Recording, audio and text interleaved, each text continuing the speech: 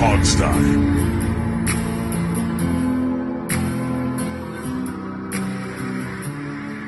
It was a few years ago that Daniel Marion Snyder said Happy Thanksgiving to everybody. He was then beaten up by the elementary school math club and stuffed into a locker for the entire Thanksgiving break. But then a couple years after that, he owned the football team here in Washington. They were called the Redskins still at that point. And he said Happy Thanksgiving then again to celebrate the signing of Ron Rivera. No one understands why. It was a joke that just fell flat, but I think it was revenge for when he got beat up by all those elementary school kids when he was in high school. Do you really think it was a joke? People think it's a joke. I don't understand why people think it's a joke, but everyone says it's a joke. He's so nervous and such a terrible public speaker that I can see him getting up there and going, Happy Thanksgiving. Yeah, I'm not saying he didn't get beat up and thrown in a locker. That probably did happen, but I don't know. No, mind you, by elementary school mathletes when he was in high school. Yeah. Yes. Even better. Yes, and his middle name is Marion in my story. I was wondering where that came from. That's just Alex's fantasy nickname, middle name. I'm building a universe here of another Dan Snyder.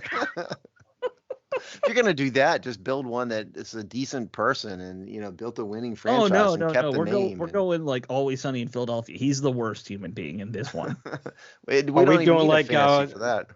Are we doing a little Marvel multiverse action here? Yeah, we're doing some multiverse. I prefer more of the DC Crisis on Infinite Earths, but that's just me. I'm not a Marvel. You guys, I like that too. I like that. Yeah. Steve is just shaking his head. He has no idea. No, I've seen 2 of the Iron Man movies, and that's it. I was on an IT call the other day, and we got derailed arguing about wormholes versus warp drive. So that's the kind of world I live in. Nice. Oh my god. All right. Well, seriously though, happy Thanksgiving, everybody. Hopefully, if you are listening to this, it's because you're sitting on the road, getting to your family's house, and gonna eat too much turkey. Dave, Steve, happy Thanksgiving to you guys. Steve knows this. This is my favorite holiday of all. It is. It really is. Anything to do with food is right up Alex's alley. Food, family. I'm right there with you, man. No gifts. That's my favorite part about Thanksgiving. It's not about giving gifts to people. Alex and I are just thankful we're not doing football all day on Thanksgiving That's Day. true. We had like 4 years in a row where there was a we Thanksgiving just got to game. despise the Thanksgiving Day games. Yes, yeah.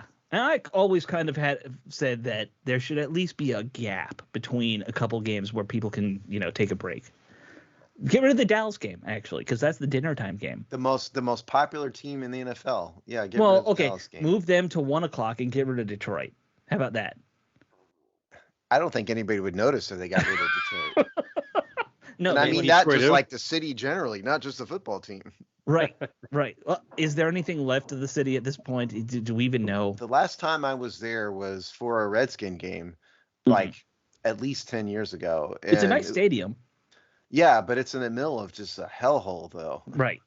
And no, there's nothing there. You got to go a long way to get to anything where you're not going to get shot. Yeah. Right. Yeah, that's what I've got always Pawn heard. Stars out of there, right? That was before Pawn Star, before I even knew about Pawn Stars. I would have definitely gone to check it out. Well, if I'd known. Was that no? Pawn Stars is Vegas, and then there's the other pawn show. Oh yeah. It's called. It's not. Yeah, it's called. I can't remember, but there's a famous pawn. There's a big pawn show. Right. Yeah. It's the one where everyone's always yelling at each other, and there's the creepy son who I'm convinced murdered somebody. He's got that like I murdered somebody vibe. He just not like intentionally. It was an accident, but he buried the body somewhere. I saw one of those episodes like I don't know 3 or 4 days ago. Right. And it's really like this. Like you can feel your brain seeping out of your ears watching this. It's just like melting into a puddle. Yeah. I'm so happy I don't have cable. Now, my friend has been to the Pawn Star place in Vegas, who lives in Vegas, and says it's tiny, fairly small place. It's not the people on the show are never there, Yeah, it's nothing like what it appears. Which is shockingly enough, reality TV is not reality. Right. I have it, but I have to say very carefully though. Okay. It's hardcore pawn. Oh, there you go. Yeah, that's right. Yes, hard. Yes. We're not going to get thrown off of SoundCloud, Dave. It's okay. Yeah. Dave was making a euphemism to hardcore porn. Yes, they are. They are. Well, we're trying to keep this PG, right? Sure. Yes. Hardcore sure porn. That's it. That was what I saw a few days ago, one episode, like by accident. Well, so speaking of hardcore porn, do you guys want to talk about that ass beating we gave the Texans? That wouldn't quite say. There you go. That was a like nice transition. Okay. That's my best transition I could come up with. Most awkward transition ever. Yeah. So that might be the best I've heard you do yet. That's a low bar. This was a nice game for Washington. It almost like we went in, everyone felt confident they were going to win. They got a nice lead and they won. It was a very relaxing, low stress game to watch for a change. Usually when we're watching this team play, my heart is like, already in my throat and making its way into my cerebral cortex by the end of the game. But this was a nice one. It was a solid game by Washington for sure.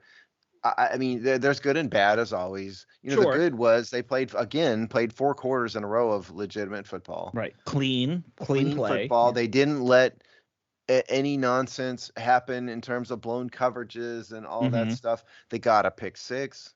The downside was that this was the Texans and the offense scored 17 points or 16 points. Sure. Was it 16? 17. Anyway, regardless, that's not good. And there were 191 passing yards, 153 rushing. None of that is good, but none of it really matters. A win is a win, and 5 of 6 is 5 of 6. And they did what they had to do to beat the Texans, who are just an atrocious team. My God. Yeah. So to Washington's, particularly the defense. Like Dave, in your column, you were talking about the defensive line, and the defensive line has looked, that front 3, I guess, without Chase Young, has looked outstanding in past several weeks. The way what I took away from the game was one concern and obviously one real positive. Also, the concern was that we went against a defense that was rated like 28th in the NFL in terms of our rushing yards, and I think we averaged our running backs was like 3.8 yards a carry. Antonio Gibson, 18 for 72, 4 yards per carry. Brian Robinson, 15 for 57, 3.8. So that wasn't really impressive numbers when you're going against a defense that you should have. You should have had your breakout game with, and they didn't. I don't blame the running backs per se. I'm more of that whole interior offensive line. That interior line is just not good. And we saw that again, but I don't want to be too much of a downer on the game. I mean, we got the necessary yards we had to get, we kept drives going and so forth. But I think the most encouraging part is I know the last couple of weeks we talked about this defense, and it's like, against Philadelphia, they had a really good game. Yes. But the teams they played before that, they were just, they were there. They didn't, they were more that bend, don't break and so forth, but they were really starting to grow as a defense. And I look at this game, to be considered a good defense, you need to handle the bottom rung teams handily all game long. And that's exactly what they did. They handled them all game, got pressure on the quarterback all game. They took one of the league's hottest rushers in Dameon Pierce, who was averaging close to 5 yards a carry the last 4 weeks or so. Yeah. And they completely shut him down to 0.8 yards a carry. Grant was only 10 rushes, but still. He was unable to get anything going. The secondary, I think the move with Bobby McCain into the slot and putting both Forrest and Curl back there at safety. Forrest allows Curl to come up into the box when they need to play more that Buffalo nickel that Steve loves so much. That's every Jamal now and then. That doesn't like the term Buffalo nickel. Yes, that is true. Right. So the way that we play defensively is how you should play if you want to be considered a good defense against a bad offense. That's exactly what we did. So I was encouraged by that. So I think so too. Now what I would particularly highlight, the front 4 again of the defensive line. 5 sacks. They tortured Davis Mills the entire game. And Davis Mills looked in no small part like a deer in headlights. He stared down receivers. Mm-hmm.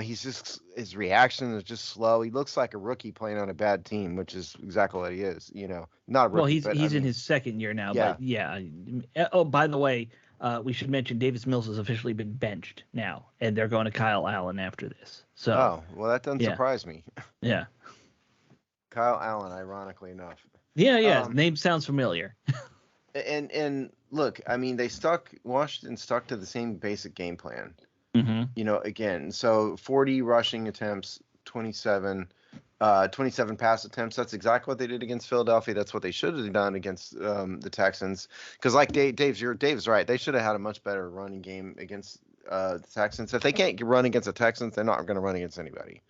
Well, it's amazing. No matter who they're playing, Steve, it seems like they always have about the same stats for yards per carry and things. They're always in that like 3.5 to 3.9. It's never over 4. They're always gonna just be below that. This is actually a good day by their standards. 4 and 3.8 is not bad. Which is, look, the Washington's just a terrible running team. It's just all there is to it. They're a terrible running team. They don't have good interior linemen. Nope. What do you want? Yeah. Yeah. So what else about this game? In terms of stats, there's really, to be honest, not much interesting in terms of offensive stats at all. Nobody really had a standout game.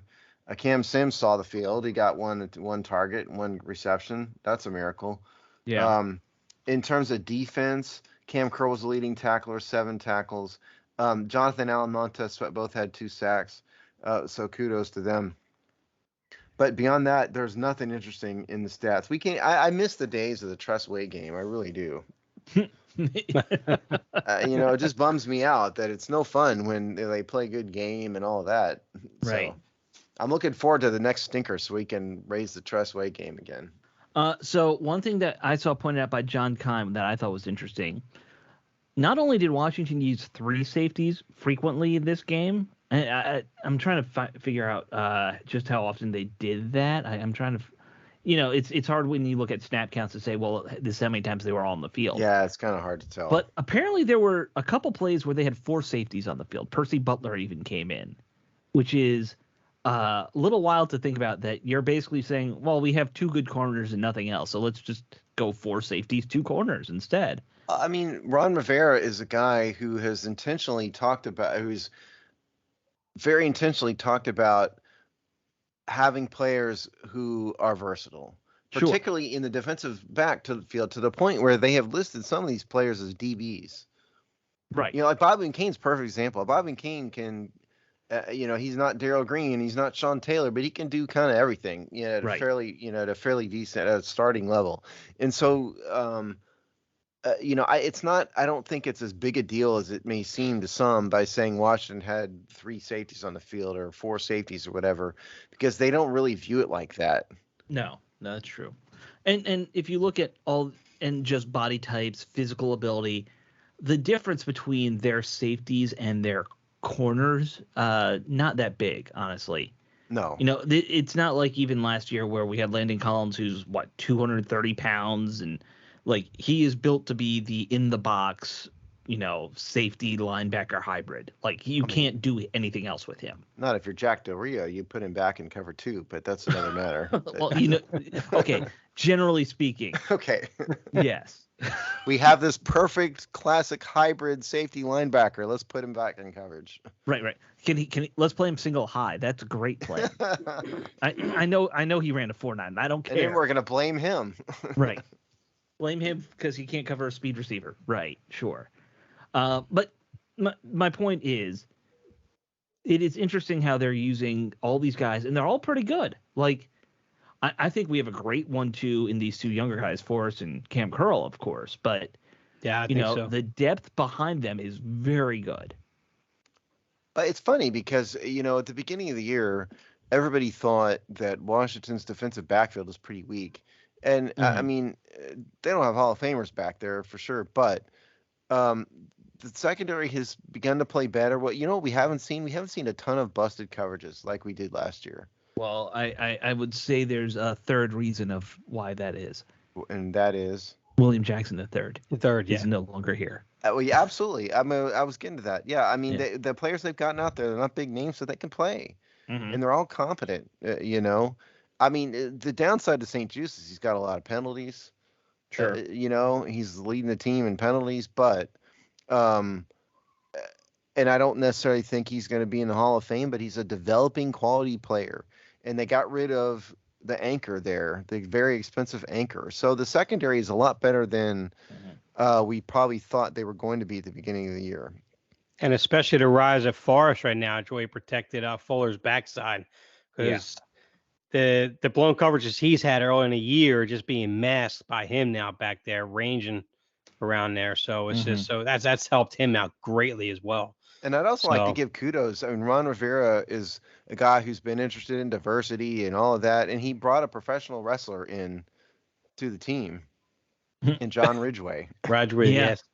Who's a legit WWE wrestler who did what's that called, a suplex? It would be a suplex for sure. I mean, he deserves to get suspended for it. I don't know if he's going to, but he should. He got a fine. He got fined for it. Okay. Yeah. So here's what happened, and since you aren't on social media, you didn't see all this, no, Steve. I haven't seen it. Yeah. Obviously, the play itself, you see it, and at the moment you're like, oh, wow, that's great. And then you're like, oh, no, wait, that's clearly going to get a penalty flag. Yeah. It's fantastic. Who was it that the linebacker that Washington had a couple years back did something similar, where he did like a backward suplex to somebody on the Giants? Yeah, I kind of remember that. I don't remember who did it, but yeah. But go ahead. It was a linebacker we had, and then he went to the Giants the year after. I can't remember his name. Was it Marshall? No.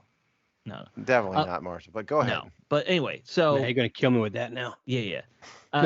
He obviously, you see it looks awesome, and you know it's a flag. He was told he was going to get a fine. They didn't tell him how much right away. Jonathan Allen, Deron Payne, and Montez Sweat came to him and said, we will pay 1/4 your fine each. You're paying the last part. This is the only time we're going to do it. If you mess up again, it's all on you. So they helped him out because obviously he's not on a big contract. So that fine would be a lot for John Ridgway. Yeah. If he gets a $30,000 fine, that's probably the rest of his paycheck for the year. Well, of course, then it just becomes a tax deduction. So sure, but I'm just saying. Because do people realize this? Do you guys out there realize this? That the way the NFL does fines, the fine doesn't go to the NFL or to little Danny Snyder or anything. The fine goes to NFL charities in your name, and so it becomes a charitable tax deduction. Right. Which is a good way to kind of help the players, I guess. It's not a 1-for-1 offset, but at least you get some of it back, Right. If I was a player, I'd be doing suplexes every week then. I just have T-shirts. Suplex for charity, that's all. Yeah. I mean, why do you think these guys don't, like some of these guys who are like me and just flaunt every rule and they'll wear uniforms just because they want to? They also, the fines, it doesn't mean anything to them, Right. Exactly. And they're all already in the top tax brackets, pretty much all of them anyway. Well, even Ridgway is in the top tax bracket. Yeah, that's what I mean. Because I think the highest tax bracket is $250 now, right? Steve might know that off the top of his head. Something along those lines. Yes. Yeah. And so Ridgway's got a $3.9 million contract, and if you want to know, his base salary this year is $626,000. Right. So he's in the 1 percentile anyway. Yes. Yeah. So, regardless, Ridgway's fine. He got some help on covering it. That's a classy thing to do. Yeah, John Allen approaching him. That's what John Allen is, right? He is the true team captain for that defense in that regard. The one nice thing about this team right now, we got a lot of good high quality character guys like that leading it, right? So, other things about this game that stood out, it was, like you guys said, it was a nice, quiet game for the offense. They didn't make any mistakes. That was the big thing to me. No turnovers. Heinicke didn't have any touchdowns, but no interceptions. Heinicke had a couple of plays that probably should have been intercepted. I mean, he's Taylor Heinicke. I mean, nothing's changed about this guy at all. He is who he is. We've said everything possible you could possibly say about him. Nothing's going to change. It's not going to get better, different. This is Taylor Heinicke, and that's the end of it. He's going to have some bad plays and all of that, no matter what. And he did in this game. He just got away with it. Yeah, he got away with the first 2 or 3 throws, I think, all looked like they were going to be intercepted. Yeah. Yeah, like that second pass downfield. Yeah. Yeah. What is it?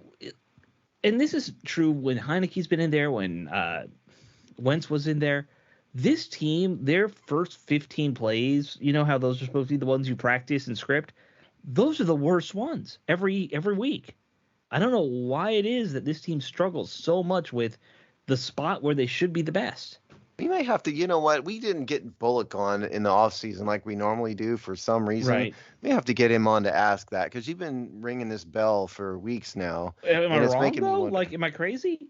Well, it almost seems like when they get in these first 15 plays, you know, there's a good chunk of them where they're just plays that are just trying to get the ball downfield right away.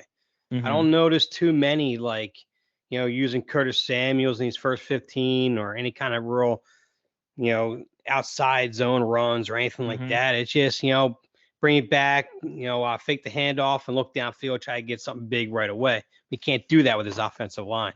That's what I see anyway. Maybe I'll see if Bullock is willing to get up at 4 a.m. for us next week and we can talk about it. Well, he's probably watching the World Cup like crazy, so he might be up anyway. Well, then he'd be asleep if he's trying to watch soccer. So I've been watching it at work. Sorry. You know, like throwing it on the big screen TV in my office, which is a 12-foot TV I have. Some of us don't have 12-foot TVs in our office. Yeah, well, most people don't work in a theater and have access to a theater screen. That's true. But yeah, I fell asleep during a couple of these games. There's nothing more fun than a 0-0 tie after 90 minutes. When your sport dictates that 2-0 is a blowout, you don't have a sport worth watching. No, there's some things that soccer needs to fix about itself. But regardless, back to a real sport because I can't talk. Sorry. Yeah, I just can't do it. Sorry.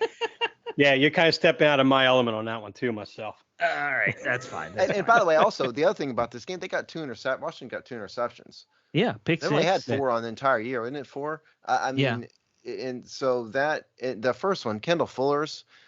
This goes to what I was saying about Davis Mills earlier. The guy is just processing plays very slowly. He 100% steered that receiver down. Kendall Fuller, set him up from moment one, jumped the route perfectly. Great play by Kendall Fuller. That's not a play you're going to see a veteran quarterback make. No. But it was a great play by Kendall. I mean, he took advantage of the situation.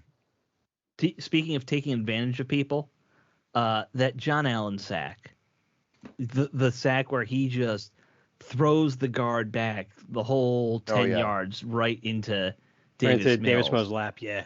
Yeah, that was a hell of a play, wasn't it? It was. He was using him like a tackle slide, quite honestly.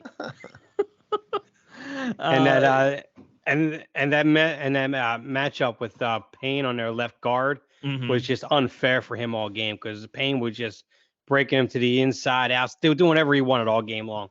Yeah. I mean, he was constant. It was a race to the quarterback between him, Allen, and Sweat all game long. So it really was. Yeah. So what's the conclusion here? Conclusion with solid game by Washington. Solid game by they didn't everybody. Look great. Not spectacular by the offense by no means, but yeah, solid. Now the one thing I will add though to those, like I saw on social media, when I sit there and say, for all those giving Jack Del Rio such a hard time early in the year, I think you all need to line up and apologize. Well, I'm sorry, but that's not how I work. And that's not what I do. Just because I give harsh criticism at the beginning of the year, I'm not changing my mind on that. I'm not apologizing for that either. I'll give him kudos for the changes he's made. Sure. They decided to move on from William Jackson III, which is a smart move. They made he made the right move, St. Just to the outside, moving McCain now up in the slot and Forrest and Curl in the back. And you saw how early on Jack Del Rio was as hard as he was on Jamin Davis. And obviously Jamin Davis was mentally strong enough to handle all that and use that as motivation. And he's gotten better. He's a better player today. Everything is starting to work. Everything's starting to click and everything. And that's great.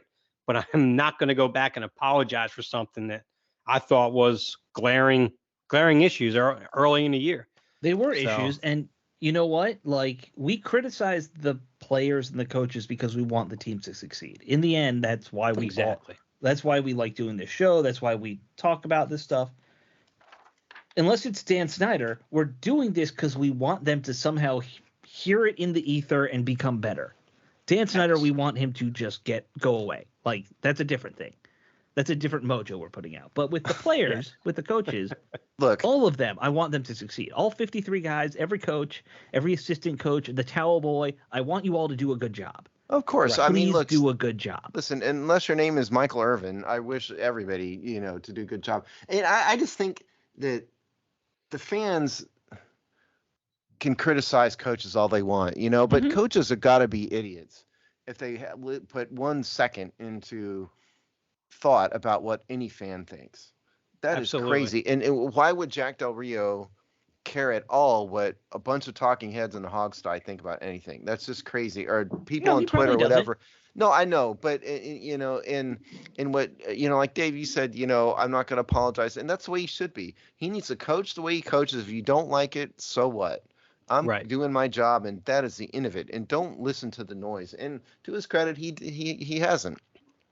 And this game the Philadelphia Eagle game really impressed me. Sure. This game impressed me in a different way in that I didn't expect the Texans to do anything but look bad at some level. And they did, but the key here was that Washington did what they had to do. Mm-hmm. How many times have we seen, especially in recent years, where they have laid a massive egg, especially after they win a game they shouldn't win? Then they look terrible. And this game didn't do that. This team did not do that this week, and that is what impressed me most. It looks like a team. I don't think they're Super Bowl bound, but it looks like a team that is rounding into form. Yeah, I know. It looks like a team that's kind of rounding into form, and they just started badly, and the offense sucks. Okay, I hate to burst anybody's bubble. The offense sucks, but the defense is holding things together enough that they're winning the games they should win, and that is important. Yeah. All right. Why don't we go to game balls, because we got to talk about the Falcons and we got to talk about some other fun stuff that happened in the NFL. So game balls. I got mine. I if you guys don't mind, I want to go first.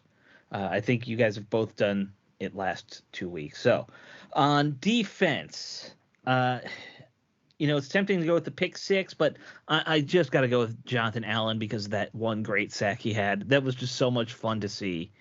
And he had another sack. He had a great game, and he should have. And on offense, I'm going to go with someone we haven't talked about at all, and that's Logan Thomas. Logan Thomas has been very quiet all year. Health issues, obviously. He still doesn't look fully back. He doesn't have his speed or his separation. But he had 65 yards, 5 catches this week. So maybe he's starting to turn a corner. I'd love to see it because this team is desperately needing some size and a tight end who can contribute regularly. So that would be my 2 guys. For me, I'm going with Kendall Fuller on defense. I just love seeing an interception like that. It was a classic pick six interception. Mm-hmm. Love it. Offense is harder, because nobody really deserves a game ball. I'm going to go with Taylor Heinicke, not because he had a great game. His stats weren't even very good. 15 of 27, 191 yards. But he's become the centerpiece. He's become the team leader.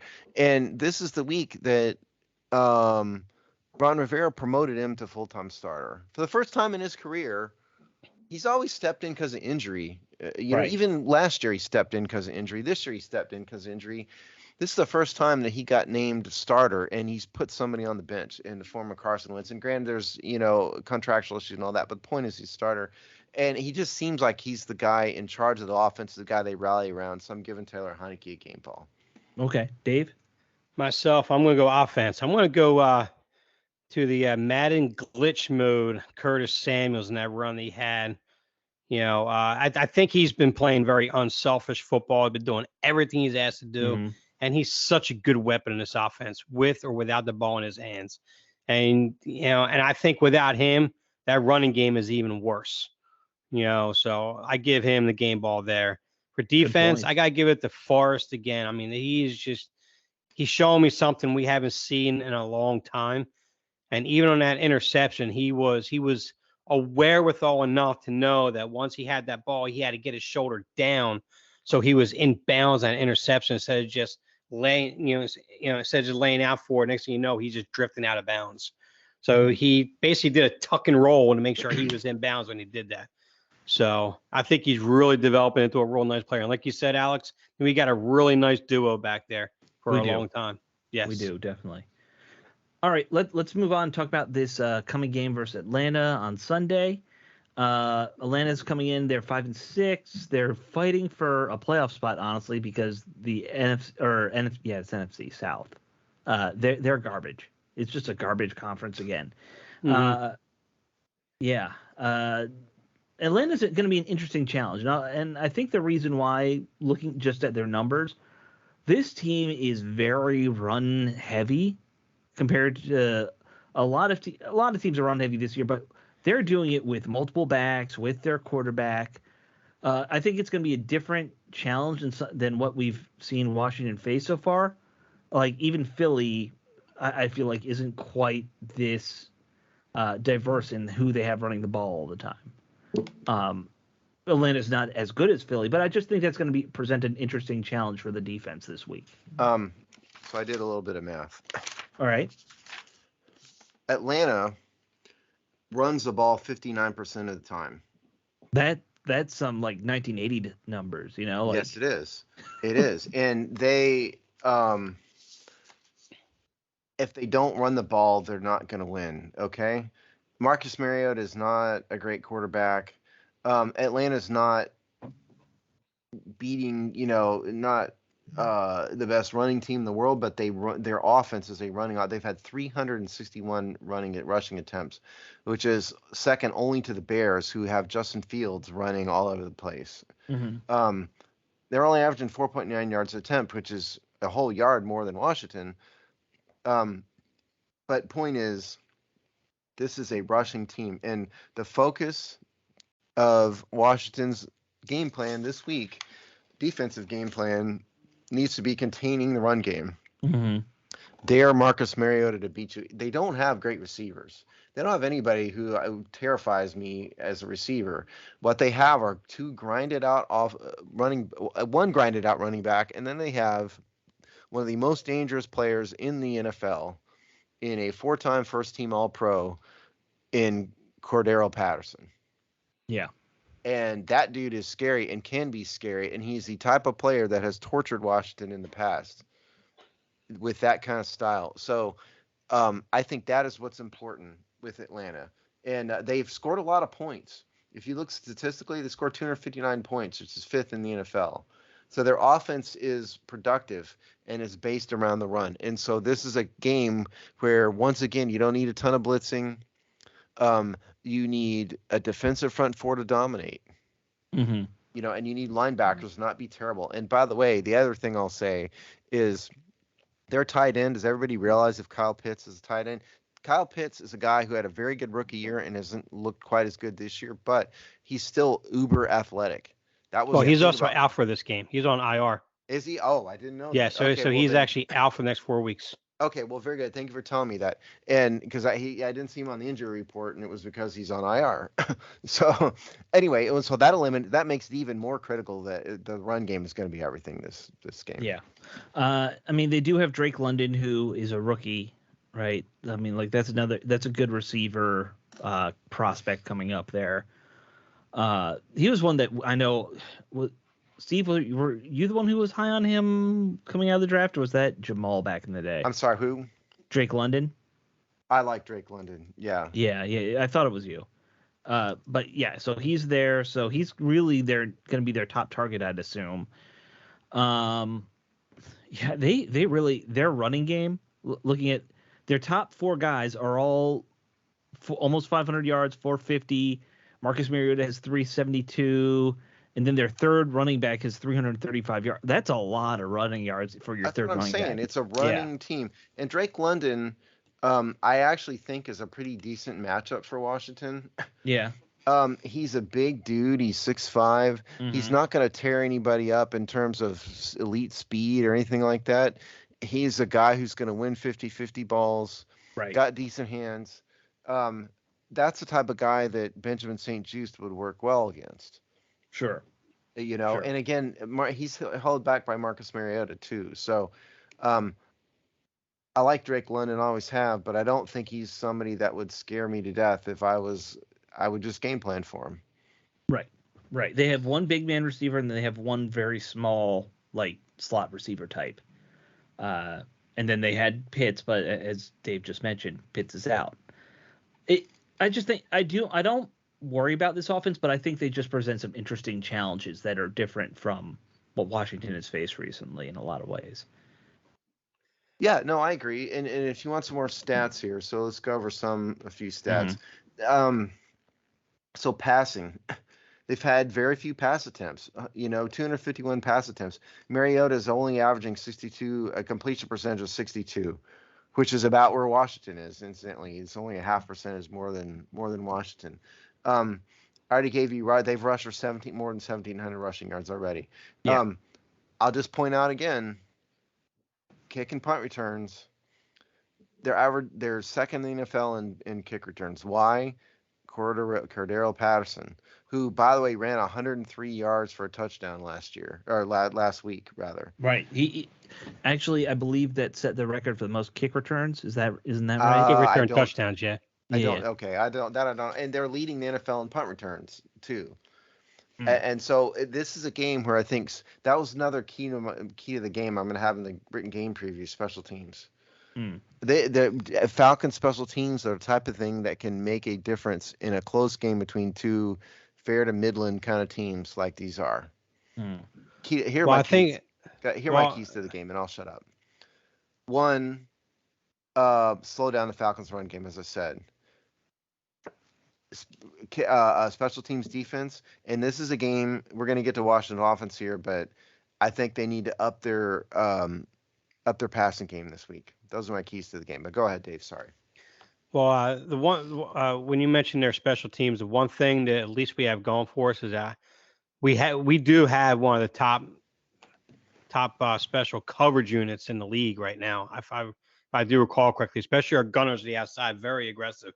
And I think we do very, very well in our coverage downfield in both punt and kickoff returns as well. So I think we match up pretty well there. But like you said, Cordell Patterson, he's just scary good. So you got to be careful with that. Yes.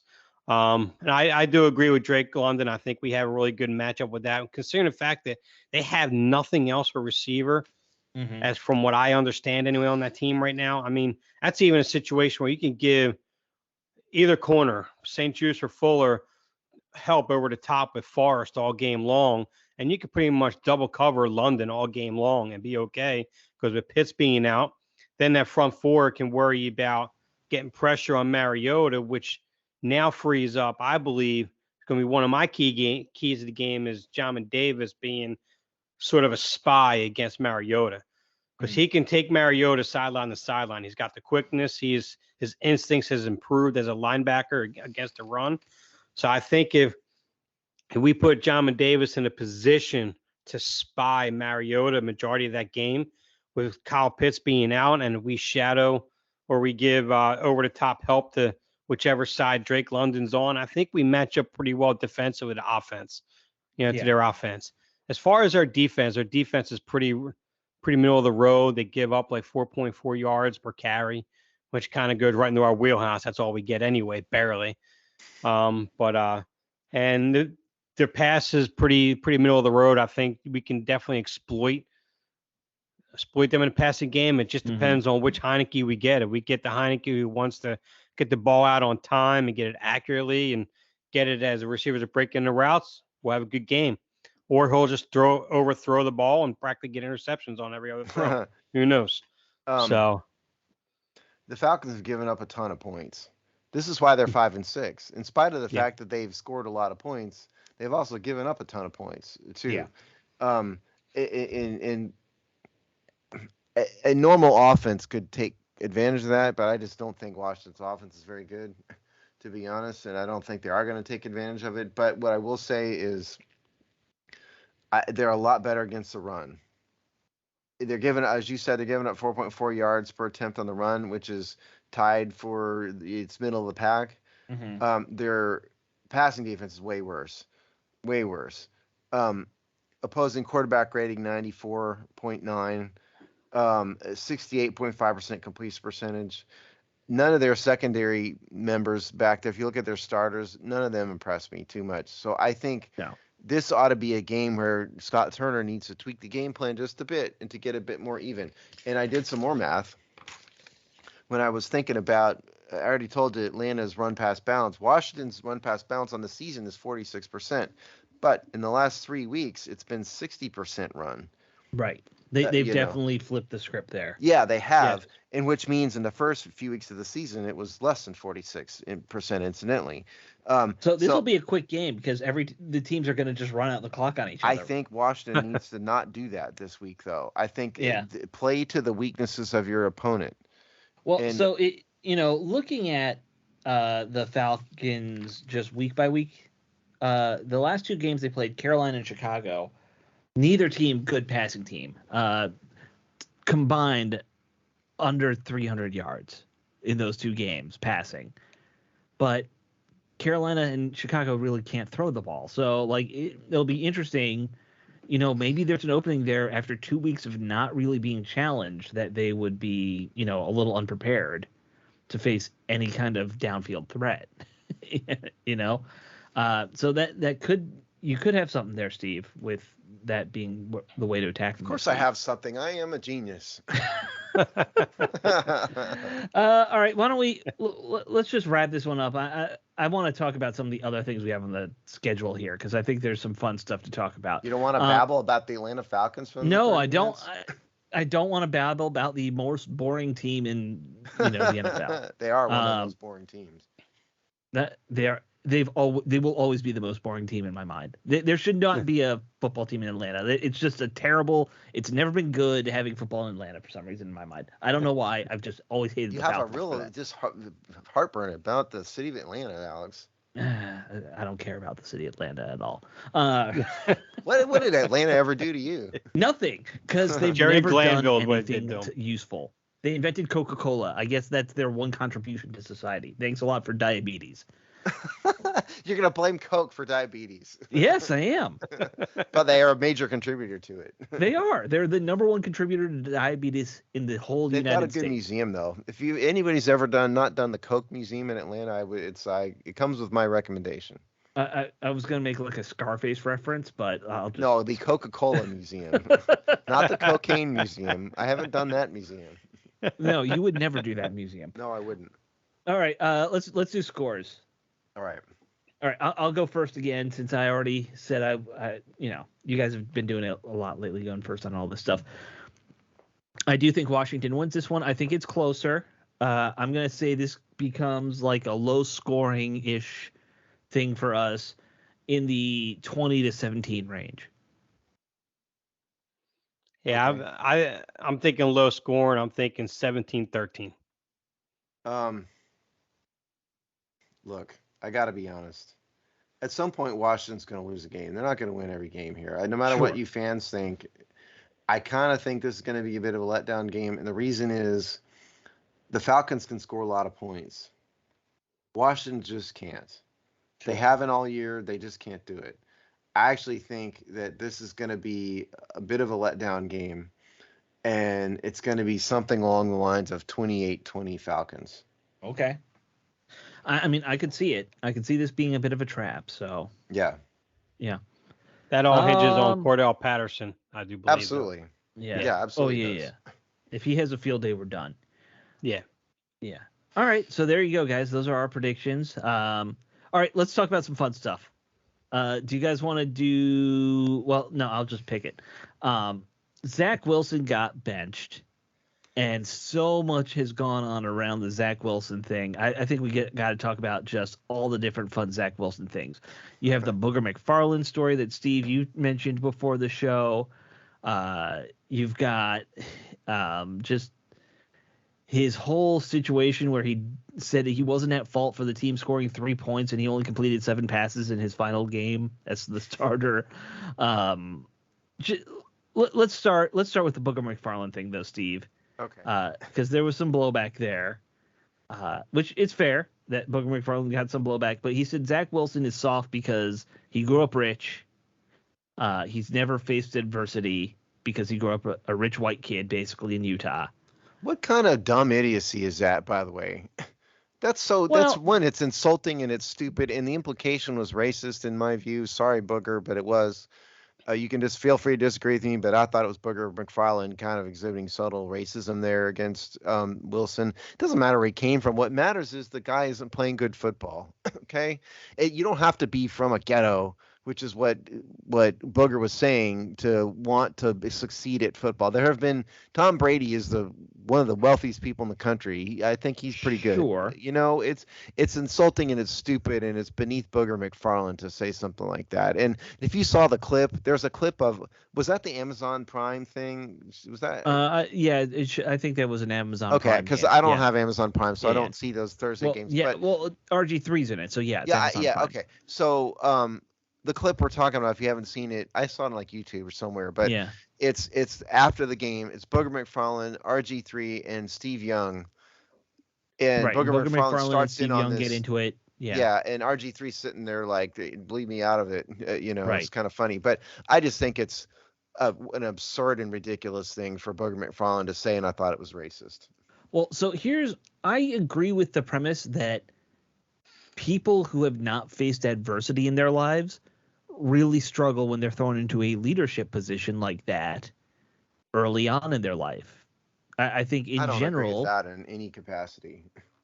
Most of the people I know who have never been, if you've never gotten your ass kicked, you're going to be a prick for your whole life. That is something I've experienced way too many times in my life, is the people who never got beaten up, they never lost a fight, they end up being pricks.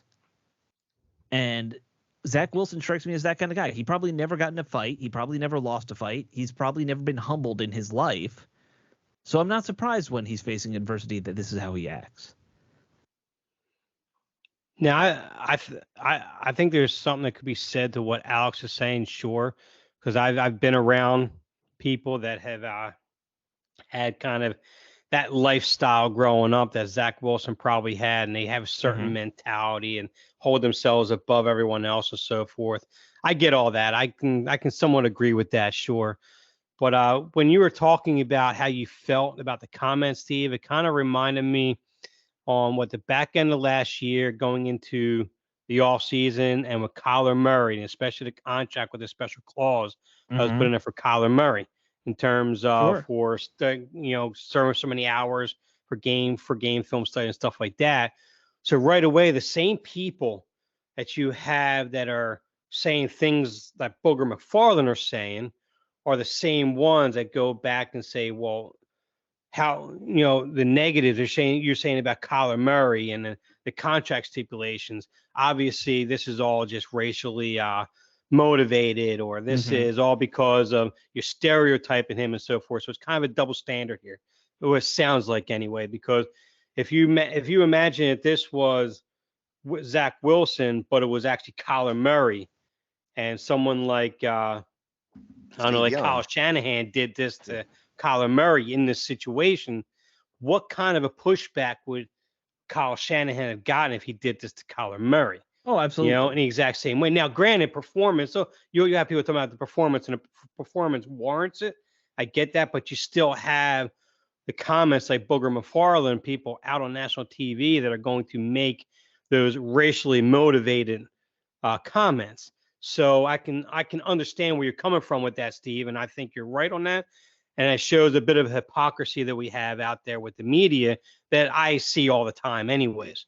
Yeah, it's totally okay for Booger McFarland to say stuff like that, and he would be thrown off the air if it was the other way around. And listen, I mean, Zach Wilson reminds me of like a frat boy stereotype that fell out of an Adam Sandler movie. I mean, he does kind of have that vibe to him, but that's not the point. The point is where you come from is not an excuse for who you are. And just because he grew up wealthy doesn't mean he can't play football and he can't be a leader. George Patton, for example, wealthy family, I mean, it's not, I just thought it was ridiculous. And but in terms of his performance, he's been horrible, but it's the Jets. The Jets ruin everybody. I've always said that, but for like a very small handful, like truly elite quarterbacks, the Tom Brady's, John Elway, Peyton Mannings of the world, It's situational. I think the situation is the single most important factor in a quarterback's career. Well, and even in those guys' cases, they are even though they're in in a great position, you right. know. Well, I mean, John Elway refused to go to the Colts for a reason. Yeah, exactly. That's exactly right.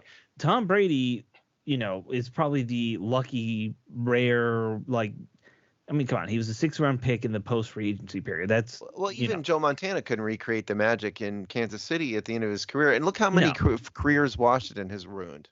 Sure. Quarterback careers, a ton of them.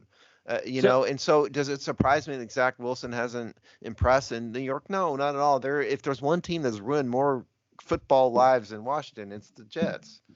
But the comp I make to what's going on with Zach Wilson is Josh Rosen.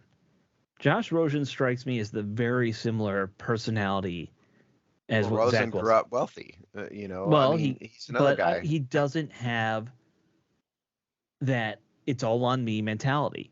If the classic line about what it takes to be a leader. If things go right, it's for everyone else that gets the credit. If things go wrong, you take the blame. Right. But at the end of the day, these guys just don't have that. I don't know why they don't have it. I don't think it's their wealth. I think it's just something that you either develop inside of you through adversity or some other way. Or I don't think people are just born with that no matter what. But look, I mean, Zach Wilson and Josh Rosen both started off on terrible teams. Sure. I mean, don't forget, like the offensive coordinator of the Cardinals got fired halfway through the season. Remember when he was playing? I mean, and that's going to screw over anybody. Yeah. There's been people with bad attitudes that have been great quarterbacks. Tom Brady has a bad attitude, by the way. I know he's Mr. Saint Football and all that. He's got a terrible attitude. He fusses at his offensive line all the time. He skips practice, and I mean, he has got an attitude, but because he's an amazing success, people ignore it and give him a pass for it. So I was offended. I don't even disagree that Zach Wilson should have been benched. He sucks. He sucked. I mean, the Jets have to do something, but I vehemently disagree with the implication that Booger McFarland had, as Dave said. Well, and the one difference between Rosen and Wilson, though, right now, in terms of Wilson has talent around him right now. I mean, they got done trading for Robinson from Jacksonville. They have him, and he had Breece Hall in the beginning of the year when he first came back off an injury. He has Wilson, Corey Davis, Elijah Moore, a pretty decent offensive line in front of him. So, there really isn't any excuse for talent-wise around him. He has the talent around him. And I just can't get past it. It's still the Jets. Right.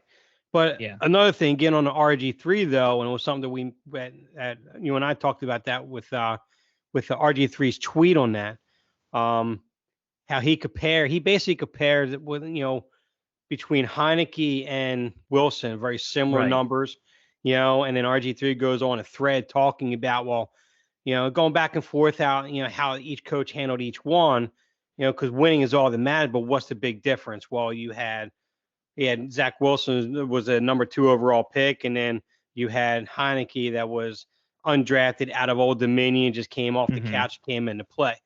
And I do agree with what we talked about before the show, though, Alex. I think he took that out of context. Whether you and I are on the same lines of the context, sure. I know when I look at it is the fact that Heinicke came into a position, he has a leadership role. The locker room follows him. He may not be a great quarterback, as we got done talking about, but the team, the offense, the whole team is willing to run through a brick wall for the guy. And he gives everything out. He puts everything on the line on every single play.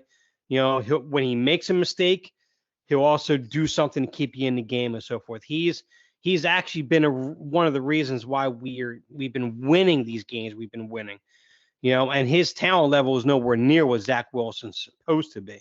For Zach Wilson, there's nobody on that team, from what I understand, is willing to run through a wall for that guy. No one has ever come out for him in terms of what teams have done for Heinicke and so forth. So the dynamic is completely different when you look at leadership, when you look at accountability and everything. So that's where I think RG3 takes that kind of out of context. I don't think outside of just both teams winning games with these quarterbacks, outside of that, I don't care about where Zach Wilson was drafted. In terms of leadership, and how Heinicke holds himself accountable and how the team rallies around him, that's where I think RG3 is completely disconnected from that. What do you think, Alex? Well, so here, I think you and I are probably on similar wavelengths on this. You say the team's willing to run through a wall for them. It's because Taylor Heinicke will run through the wall for the 53rd man on the roster if he thinks it'll help. Absolutely. Zach Wilson, from all accounts, doesn't know the 53rd man on the roster's name. I saw something. I can't remember which beat writer was talking about this on Twitter, but one of them was saying the thing that's unique about Heinicke compared to even other quarterbacks that they've covered in Washington, he talks to the guys on defense. He and not in a professional, hey, what are you guys doing here, XYZ? How's your life? Go to the locker room, just chat with everybody. That's what one of Heinicke's strengths is that he talks to these guys. He treats everybody as a human. He cares about them as people first. And I think if you want to talk about that leadership trait, and look, Zach Wilson's 23. He's not mature yet. No one, or very few people at 23 are really going to have that maturity to be a leader. It's almost not fair that we try and expect these guys to be a quarterback and lead the team at that age in a lot of ways. Heinicke has been through the ringer. He was sleeping on his sister's couch. We all love that story. He knows that now that he's in his 30s or late 20s, he's got to be that guy to get embraced by everybody. And I think you have to go through certain aspects of your life just to get there. And that's really the key difference between Heinicke and Zach Wilson. And I don't think RG3 understands this because RG3 wasn't that guy either. No. For as good of an athlete as he was, as good of a player as he was not a leader either. He was a diva. We all accept that about him.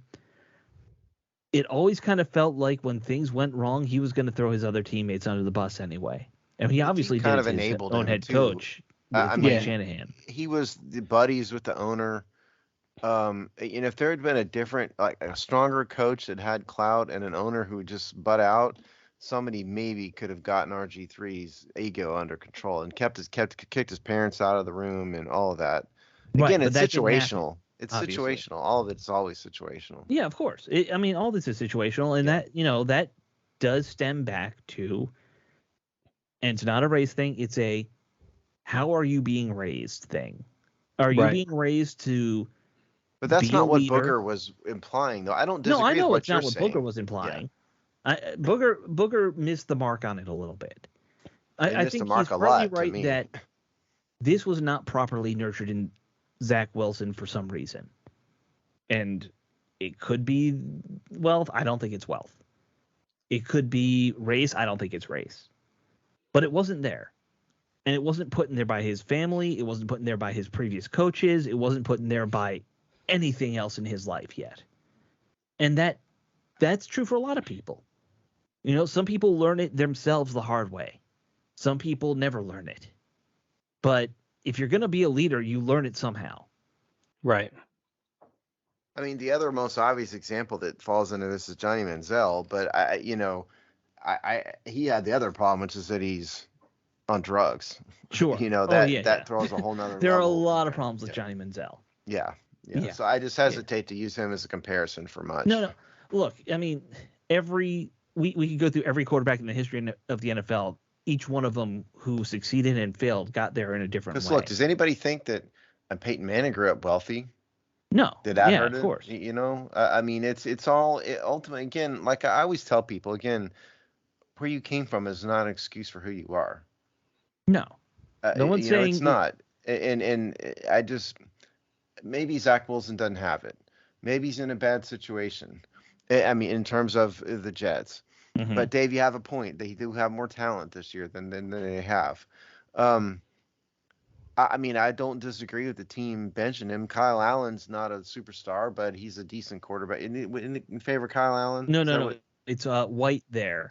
Oh, okay. What's his name? Yeah. Actually, I think Flacco is taking over for him right now. Oh, that's right, Flacco. No, Yeah. I'm getting my teams mixed up. Flacco's going to be second, White's first, and they're putting Wilson in third. Okay, I'm getting my teams mixed up. But regardless, I mean, there's legitimate NFL quarterbacks there, and at some point, the Jets are in a playoff hunt. They're 6-4. I mean, you got to do something. I don't blame them. I just didn't like the way Booger McFarland said it, and the implication I thought was Booger McFarland being a racist. I think he's oversimplifying it to fit whatever narrative he feels is whatever his narrative is, which is probably race based, and that's him. He's a man named Booger. Why are we putting him on TV? Is that his real name? No, it's his nickname, but he's willing to go by Booger. I know. It's like, why? I mean, why are anybody calling him Booger? I mean, my goodness. Right. Stop putting. If you have a stupid nickname like Booger or Bubba, be you, but you don't need to be on TV with those names. Sorry. Let's see. So let's see what Wikipedia is. Okay, so Booger McFarland's real name is Anthony Darrell Booger McFarland. Okay, there you go. Go by AD. Go by Tony. I'm gonna call him Anthony from now on. I would listen to a guy named Tony McFarland. Tony McFarland sounds like a reliable person. Tony McFarland sounds like a guy who's giving a motivational speech to a company at a Marriott. And I don't think Booger's doing that. Speech, Booger isn't. Tony, Anthony McFarland, and Tony McFarland is. Yeah.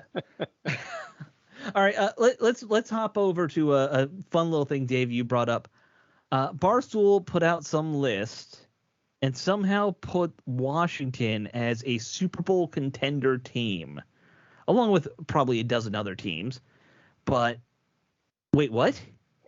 This doesn't make sense to me. Like, I'm happy how they're doing. It still doesn't make sense to me. So Big Cat did this. Yeah, Big Cat from Barstool. There is a Barstool guy. Isn't Dave Portnoy a Redskin fan, a Washington fan? Oh, no, he's a Giants guy, I think. One of those guys at Barstool is a Washington fan, but it's not. I don't think it's Big Cat at all. I don't know. So there's a Barstool DMV. Yeah. And that's the one. That's the guy you probably. I don't know. I can't remember his name. Maybe. Okay, I don't know. But I think Nate. Maybe Dave, maybe that's familiar. Barstool. Maybe that's what it is. But Dave, why don't you describe to the people what we're looking at here so they know? Well, what you're seeing from Barstool Sports, what they have their I guess a weekly update what they do for Week 11 power rankings, and in the group for Super Bowl contenders, Washington is in there with San Francisco, Baltimore, Miami, Cincinnati, Tennessee, and of course the Cowboys. They could be for whatever, and they'll always be on there anyways. But and then the juggernauts being KC, Buffalo, and the Eagles. So we're only just behind those.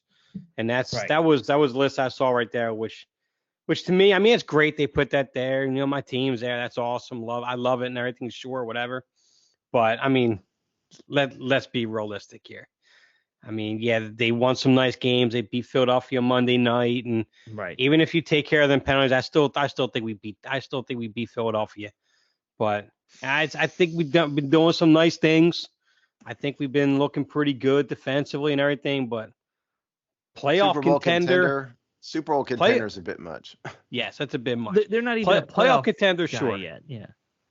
Well, they're a legitimate. At this point, they are a legitimate playoff contender. They are. All right. I mean, just statistically, sure. If you want to take a quick look at where they are, it's a tough road to hoe to get there still. But yes, you're right. They have a shot. Well, right now, I think we're like a half a game behind San Francisco is what we are. Right. Yeah. For that final spot. Yeah. San Francisco. Well, would be Seattle. I mean, San Francisco and Seattle are both 6-4. Right. Washington 6-5. And so by winning percentage, Seattle, I think, is in the number 2 technically. So but point is, Washington's in the playoff hunt. Congratulations. They're in the hunt, sure. Yeah. Super Bowl contender. That's a bit crazy. Yeah. I mean, this is not the Ravens defense of 2000. No. This is not and that would be their only path if they get in the playoffs to making a Super Bowl would be you have to be that team that wins via defense. So I just don't see it quite yet. I don't know what else to say. It's just so ridiculous. This team has one little hot streak and everyone goes nuts. That's really what's going on. Okay, so if you look at the schedule going forward, yeah, I have. It's not great. Atlanta, obviously, this week we talked about that. the Giants 2 weeks in a row with the bye week in between, then the 49ers, the Browns, and the Cowboys. So they looked atrocious against Dallas. Yeah, that's a loss. The Giants are always tough, and the Giants are winning this year. Mm-hmm. San Francisco playoff team. I mean, it is the end of the calendar here is a pretty tough road to hoe, I think. Yeah, when I was looking at it the other day, I said you should at least get 2 more wins. You need to get very lucky to get 3 or 4 more wins, and that doesn't favor them very well for the playoffs. Yeah, I mean, I know I predicted a loss against the Falcons, but hypothetically, if you chalk that up as to a winnable game, you need to win it, right? And so that's winnable. Browns are winnable, and let's say you think you're going to split with the Giants, and and then you got Dallas there probably to fight for a playoff spot. Dallas in Week 18, and San Francisco is a fight for a playoff spot. Yeah. So those are the two. If you lose both of those games, you're done. It's tough, probably. Yeah, unless you sweep the Giants, and then especially the 49er game. I mean, because they're going to be in the they're in the wild card hunt. If they somehow sweep the Giants, then they kind of take the Giants' spot in the playoffs. So that's also it's a tough road to hoe. That's for sure. Yeah. So let's worry about playoffs before we worry about Super Bowls. Barstool, calm down, everybody. It's just kind of weird. I mean, because I don't know where that's coming from. They haven't. Yeah, they've won some games, but my goodness, they haven't looked great doing them. No. Well, I think they're looking at what we did the last 5 weeks. As without really looking at it with a magnifying glass, they just see what the defense has been doing lately, and not against who we're doing it against. And they're enamored by the story of Heinicke, but not really realizing that he's not going to put a team on his back for a Super Bowl run. He's not that kind of quarterback, but they love his story.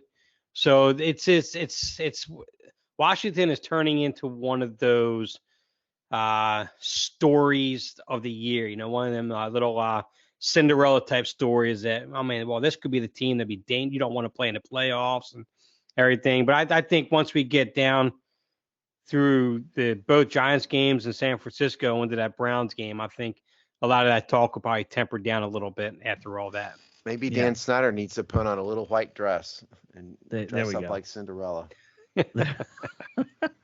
He's short enough. Marion Snyder. Yeah, he's short enough to be a Cinderella. Well, he can just he can only go to the junior girls section. That's all. Exactly. He probably wears a size 8 shoe. So. So you mentioned the Heinicke feel-good story. The last thing I had listed that we could talk about briefly, Heinicke's obviously a free agent next year. I assume the team's going to want to re-sign him. I do assume that. The question is, what is his value? Because that's going to obviously be a big factor for this team. Carson Wentz, let's also assume he's gone. So, you have your money. You can probably redo the Daron Payne contract, get him to stay. So I was talking about it online at one point, and what I said, briefly looking at Spotrac and what quarterbacks are making, if you are re-signing Heinicke with the expectation that maybe he's a starter for 1 year, well, you maybe are developing somebody behind him, hopefully. That number these days is in the $10 to $14 million range. I would like to thank both of you guys for giving me ample warning to think about this ahead of time, because I am Mr. Salary Cap and you gave me no warning whatsoever. But that's not true. A little bit. I did give you a little bit of a drop in my article. I figured that would kind of get to research. We didn't ask you to I had to. I thought it was enough for you. But I know how to look at Spotrac and see what quarterbacks are getting paid, Steve. It's not that hard. But I would have designed a contract. If you guys had warned me, I would have sat down and come up with a contract. I'm good at that. You would have designed a multi-year deal. So here's what, off the top of what out my head. Yeah. If I was to make an offer to Taylor Heinicke, I think he's probably looking at 3 years, and he's not looking at elite starter money. Obviously, he's looking at sort of quality backup money, and so I'm thinking, in terms of average annual value and whatnot, you got to give him a raise. Sure. And he's definitely earned that. So I'm thinking, if it were me, I'd probably be in the $6 to $8 million average annual value range for him. That's what I would maybe think for Taylor Heinicke. And that's elite backup money. But yes. my thought is that if you re-sign him next year, you are probably expecting him to start for at least a year while somebody else is being developed. That's where my thinking would be as a team. And that's where it gets tricky because a lot of players don't want to sign that deal to just be a placeholder. Listen, I think Taylor Heinicke, it's important to note that he's always been with Scott Turner. Sure. He succeeded in Washington. He has an NFL career, and he will be able to retire now as an NFL player most likely because of Scott Turner. Scott Turner's a guy who got him off the couch, off his sister's couch. Scott Turner's a guy who's been dragging him along from franchise to franchise. Minnesota, Carolina. So I don't think he's going to want to leave Washington, and I don't think he also is wise enough to see how beloved he is here as that kind of. Well, more importantly, enigma. Granted, fan love and all that, but also it's working for him here. Don't mess it up. And so I do think, if you start to look at kind of down the list here, I just think the range. If you're talking, I don't know. There's not a lot of guys you can comp him to. That's the tricky part. 25, 30 million, maybe contract value. Sure. 6 to 8 million average annual value. I think that's the range since I haven't thought about it at all before this moment. That's about where I'm thinking. Well, what if you had a situation where you kept the annual average salary you're talking about 6 to 8, and you front load most of his signing bonus or guaranteed money in that year one, so it gives them instead of that 6 to 8, it actually pushes them up closer to 15. No. So the average annual value that's not how it works. Yeah. The average annual value is the number of years divided by the total contract price. Okay. And so what you're talking about is a guarantee. That I haven't thought about at all. No. Certainly the guarantee for a quarterback like Heinicke would be structured in such a way that at a minimum, at least year 3, the dead cap would be fairly low. Right. And probably year 2 also. I don't think if I were a GM, I'd be willing to give Taylor Heinicke more than about 1 year where he's got a high dead cap. Yeah. And year 1 would be probably mostly guaranteed, honestly. So I would probably give him I would probably stick to maybe a fairly low signing bonus and a fairly large roster bonus, which would burn off in a year. Yeah. So that's probably what I would do. Yeah. I just think it's an interesting case study because there aren't a lot of guys in his situation. And I was talking about it with probably the most unbiased person that we know, Robbie Duncan. Oh, yeah. Robbie Duncan, his teammate at Old Dominion. And, I said to Robbie, Taylor had a perfect example of who he could be with Ryan Fitzpatrick. I don't have any doubt in my mind. Taylor Heinicke could team hop if you wanted to for a good another 5-10 years and make really good money as just that backup / hey, I'm the 30th to 32nd best starting option in the NFL, so maybe you should just sign me and I can play and cover for you for a while. Now, were you talking to Robbie, or was this just Twitter talk? Just Twitter talking. Okay. Yeah. Robbie's busy. He's coaching a high school team or something. Yeah, Robbie's coaching to high. Yeah, he's got 3 kids now, I think. I don't know. I don't think he has 3 kids, but no. Does he have 2 kids now? I think he has. I thought he had 1 kid, but maybe he doesn't want to tell the world he has any kids. I don't know. I don't know. So. he's that age group that puts their whole life on social media. So Anyway, point is, so that's what I think about Heinicke. Yeah. That's what I would offer him. You guys are talking me into writing a column about him. I guess I'll have to do that over the long holiday weekend. Yeah, so I guess it would benefit to let Wentz go, sign him to that deal, and gives you more flexibility for extending Daron Payne. Yeah, you definitely let Wentz go, and Payne. If you think about Payne, they're not gonna see. They've got Jonathan Allen as a benchmark, right? Right. And you can't give Payne more than Allen, even though it's 2 years later. I recognize that, but Jonathan Allen got $72 million over 4, 18 million average annual value, 33 million guaranteed at signing. So you got to shoot for Payne less than that. If you're just out of basic sense of roster locker room fairness, you cannot pay Daron Payne more than Jonathan Allen. So that is your benchmark right there.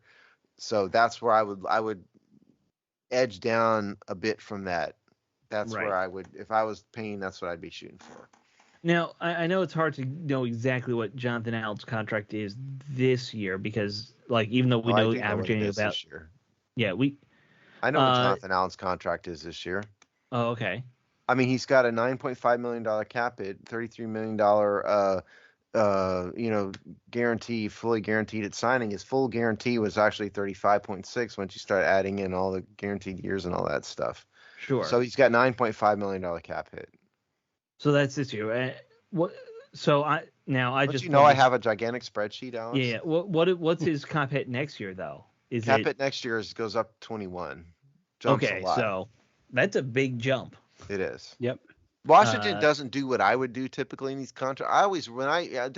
Dave reads my contract columns. Right. I would always front load them to get it over with. Washington has a tendency to not do that. They have a tendency to backload it. And so what they usually they did it for Landon Collins, they did it for Allen. They want to minimize the year one cap hit for some reason, and then dump the bigger cap hit down the road. And partly it's because salary cap's going to get bigger. Right. But the other it's not going to get that much bigger. No, usually. But sometimes I don't understand. I just don't get. Sometimes it's because they don't want to have a huge cap hit in a year. They think they need other players. But I just don't like the way Washington does some of these cap hits. Right. I mean, so basically, looking at the numbers, technically, like they could redo John Allen's contract again too at this point. I don't remember if his contract has got. Or probably better a year after from this, but let me. I can tell you real fast if you. Yeah, no, that's fine. My point being, if I were trying to keep these two guys together, who supposedly are good friends and love playing together, I might try and talk to both of them and say, we want to pay you both the same as best we can. But you can't give Payne Allen money. Daron Payne is not as accomplished as John Allen. Okay, and that's what I thought. Yeah. So John Allen's, I was checking his sign. I couldn't find my note. Signing bonus. $30 million signing bonus. So they could convert the remaining portion of that out, and they could renegotiate him. Right. That it might be but my point being, you might want to go to Allen and say, we want to keep you together. We need to do this to your contract. And you're still going to make all your money, but it makes it easy, gives us more flexibility. They might not even need to do that. Again, you guys are going to have to let me look at it. I mean, because you got to think about it kind of more big picture than just one guy making this money. Sure. Yeah, because Sweat's going to come up here eventually. There's all of that you have to take into account. Yeah. You got two good defensive ends you might want to try and re-sign. You've got two very good young safeties you might want to re-sign. I don't know if Chase Young has earned an extension yet. I hate to say it yet. For all you Reds Washington fans out there. I mean, he had a solid rookie year. Personally, I didn't think it was maybe worthy of the Defensive Rookie of the Year award, but I mean, it was kudos to him regardless. Second year, terrible. This year has been a bust because he hadn't been out there. Right. So are you you could extend him at the end of next year, or this year. He said this is year 3, right, for him? Yeah, this is year 3. They could extend him this year at the end of this year if they want to, but I just think that's dumb. Well, I think he's cruising I for would say, the has fifth Montez year option. Sweat shown he's a $20 million man? He hasn't to me. He's no, good. not at all. He's not that good. Yeah, I'd agree with you. I was kind of hesitant because we've seen some players leave Washington do well, like Preston Smith. And sure. I think Montez Sweat's maybe one of those guys. Right. Well, so I one of the discussions I've had with, again, people on social media is I would rather keep, if it's only down to a couple, like you have to make a decision, I'd rather keep two very good defensive tackles and just keep drafting speedy young edge rushers to put in there. And, they're playing on rookie deals and they can, feast. Well, these big guys are, breaking down the middle over overpaying some, edge rushers and not having the interior pressure anymore. Most that goes against conventional wisdom that defensive ends are more valuable. But yeah. Anyway, that's just my thought. And the only quick thing I'll add is it'll be a gross mismanagement of this roster if we let him walk for a compensatory pick. Oh, absolutely. Yeah. If you do anything, tag and trade. I would do that. All right, we are way over time. Steve is messaged us that we're over time. Yeah, but it was a good show though. It was a good show. We had some fun topics. We had to get all the topics. Yes, we did. Yeah. All right, guys. Stirring up trouble. Again, happy Thanksgiving. I hope you all pass out from eating too much food. Please don't actually pass out. Well, tryptophan does things. I'm not like bad pass out, like food coma pass out. Okay, well that's fine. Yeah. Yeah. Don't literally pass out. Have fun and have a happy Thanksgiving with your families. And we might be the only show not talking about what we're going to be eating, but since we're just far into it, yeah, it's too late. We'll have to have a review next week. Yeah, we'll review next week. Do a recap show. There you go. All right, guys. We'll talk to you all next week after Thanksgiving. All right, take it easy. Bye.